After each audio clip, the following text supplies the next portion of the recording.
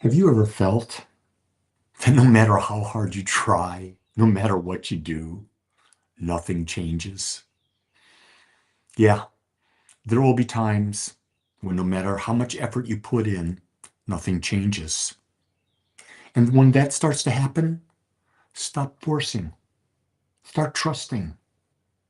Instead of wasting energy on what won't move, shift your focus to what you can influence, even if it's just your mindset.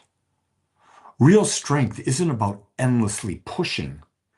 It's about knowing when to step back, regroup, and allow life to work with you.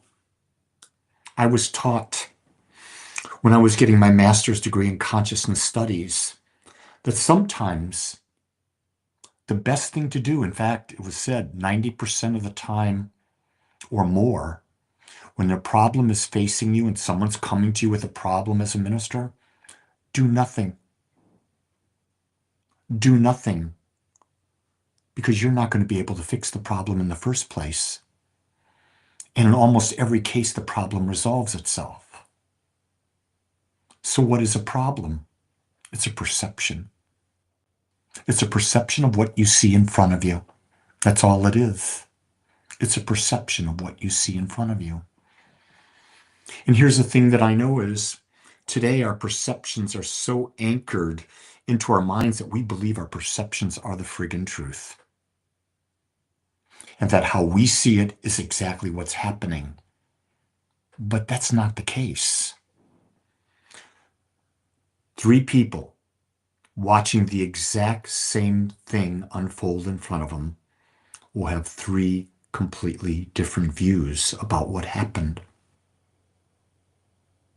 Don't believe me? Test it for yourself. Find out.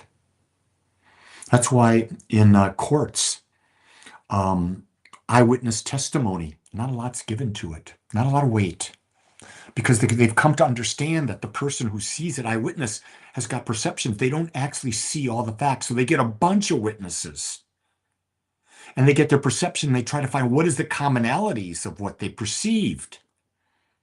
And then from that, they deduce what they believe to be the facts, what happened. There are times in your life, well, let's say you're in pain. You're going to try to push through the pain. Maybe it's time to slow down and ask, what in my mind is causing the pain? What am I resisting? What am I not accepting about my life that's causing me to tighten up so much and not go with the flow? Realize that behind every consequence, every outcome, there's a cause. And that cause is always a thought. And the deeper the emotion that's attached to the thought, the deeper the cause will be.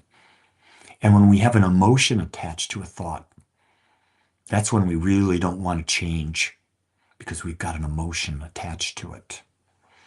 Most of the time when we attach emotions to our thoughts, it's because of things that have happened to us in the past. Things we're trying to avoid or things we're trying to attract more of. It's our preferences, isn't it? And in reality, we become so smug that we think we can control what happens. We think we can control the world. We think we can control other people's behavior. We have none of that power. People are free to do as they want, and the world is going to happen the way it happens. And there's not a hell of a lot you can do about it except how you choose to perceive it, how you choose to act within the framework. You see, the river's always flowing downstream. And if you're trying to paddle upstream, it's going to be one miserably long journey and you're not going to get anywhere. Sometimes it's better to just go downstream, take the right perspective, and start to enjoy the ride that's life.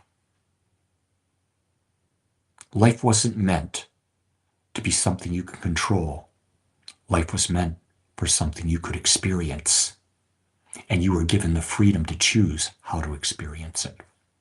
Keep that in mind as you go through your day today and see how you might change your perspective so that you're going with the flow and life becomes a path, an easier path, a path to greater awareness. With that, much love, everyone.